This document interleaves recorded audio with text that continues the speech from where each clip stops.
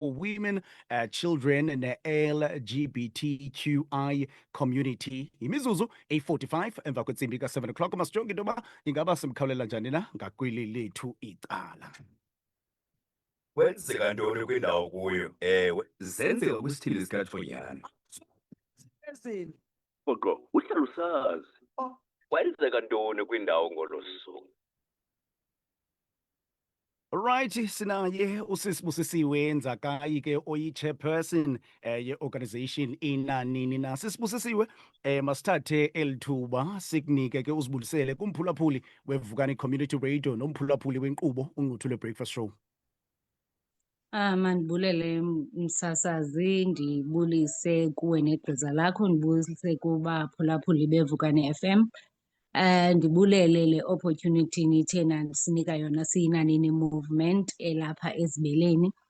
iNanini Movement njengoba sewutshilo yi-organization encedisana in fact encedisana namanina, abantwana kunye nabathandana ngesini esinye, which is i-LGBTQIA community. Si-based apha Ezibeleni, kodwa ke ndicinga uba sizawuvuzela apha encogweni yethu. Enkosi msasazi.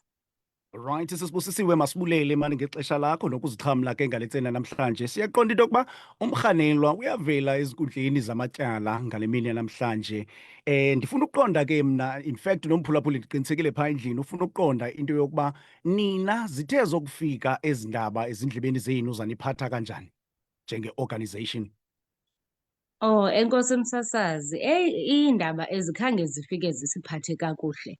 Zifike zazindaba noko ezibonakala ngathi yintlungu ezawuqhubeka kwi-community yethu, ngoba ayizondaba zokuqala ukufika as ii-cases ezivulwa kule area yethu, ingakumbi apha Ezibeleni. Khange zifike zisiphathe kakuhle ngoba i-gender based violence lena ayibonakali ngathi itreatwa as a crisis okanye itreatwa as an emergency edinga i-attention apha eMzantsi Afrika, ingakumbi lurhulumente lwethu. So le case khange ifike ibe rayithi, khange ifike isiphathe kakuhle thina singamanina ke ngoku, nangaphandle kwento yokuba siyi-movement thina. Singamanina we feel ukuba yinto ezawuthi gqolo iqhubeke. Andiyazi ke mhlawumbi kufuneka kuphinde kubhubhe abanye ngoba bebebhubhile nabanye ngaphambili. Nkosi msasazi. Sisibusisiwe, uyavela umrhanelwa ngale mina namhlanje. Ndiyaqonda into yokuba ngaba zikhona ke iintshukumo eniza kuzenza ukuyokusapota ixhoba ngale mina namhlanje xa nantsika umrhanelwa evela ezinkundleni zamatyala. Nivela nime ngelizwi elithini as an organization? Okay msasazi, enkosi. Namhlanje umtyholwa uyavela, and ke kuthi izityholo ezi noko zinkulu, serious, because kaloku what if u-victim ebeye walimala to an extent yoba sifike kusithiwa ebesisidumbu. So siyaya e-court and confidently so sisithi umtyholwa makanganikwa beyili manje. Siyakuva sisi. Besike sawushukuxa ke lo mba kwiveki ephelileyo ke apha enkqubeni.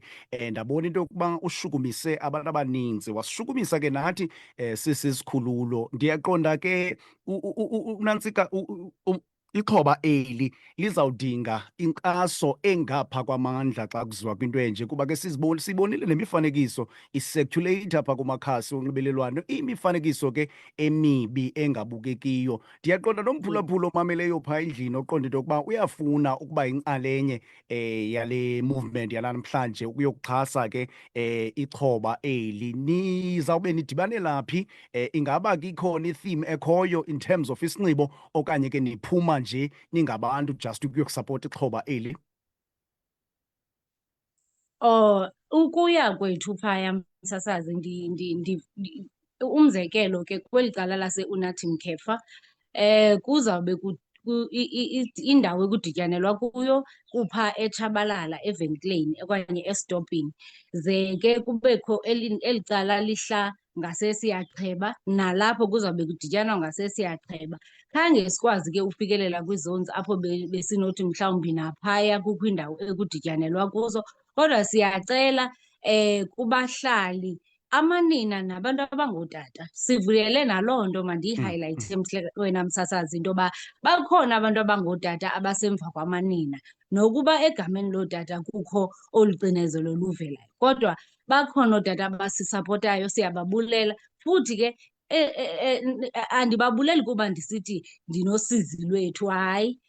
Sibulela into yoba kodwa bekwazi uma egameni lamadoda bathi not in my name. So sinabo ke abantu esibalindeleyo into yoba bazawube bekunye nathi kwaphaa ecourt, kuquka ii-organizations like civic organizations, kuquka nezinye ii-organizations nee-stakeholders ezikhona apha locally ezitshiloyo zathi zizawudibana kwiindawo zazo, siyodibanani sonke ecourt sithethe ngazwinye. Sibonakalise ku-victim ukuba angangabuyeli kulaa relationship okanye i-decision azayithatha, ayazi ukuba isizwe sona sime ngelithi i-gender based violence asikwazi uyitholareyitha and sisemva kwakhe. Makaqhube nekheyisi, maqhubeke, ngoba ukuba sithi le i-perpetrator mayixolelwe, it means bonke bazawuxolelwa. Akukho nto thina sisisizwe sizayifumana okanye sisisizwe samanina sizayifumana, instead sizawuya engcwabeni. So siyanqongozisa ke nakubaphulaphula abamamele ngeli xesha, sibacele into yokuba mabaphume abantu baye. Umntu unxiba le nto afuna ukuyinxiba, kodwa siye sitsho sithi kungakuhle ukuba umntu anganxiba ublack nala purple, ngoba zezona colours zithetha nezihambelana nale nto sizawube singayo phaa ecourt. Alright. Enkosi msasazi. Siwe, masibulele kakhulu ngexesha lakho. Sizibulela kakhulu ke ii-movements ezifana nale yenu nanini. Zii-movements ke ezi ezithetha lukhulu kuthi kuba ke sidibene seyi-pandemic into ye-gender based violence. Sithemba ke into yokuba nakwiinkqubo zanamhlanje phaa ezinkundleni zamatyala umthetho will take its course, umthetho ekugqibeleni will prevail. Sibulele kakhulu ngexesha lakho sisi. Enkosi kakhulu msasazi. Alright. Mphulaphula sisibusisiwe ke lowo uchairperson we-movement okanye we-organization inanini bemele ke ixhoba namhlanje phaa kulaa case ye-gender violence yaphaa kwilokishi ke yaseZibeleni. Umrhanelwa okanye ke umtyholwa lo uyavela ngale mina namhlanje ezinkundleni zanamatyala. Uyacela ke ebongoza into yokuba niphume nilinani ukuyokuxhasa ke ixhoba eli. Alright, sawuthi Chuncembe ke sizama ukukhawulela uNozulu umntakaqunda ke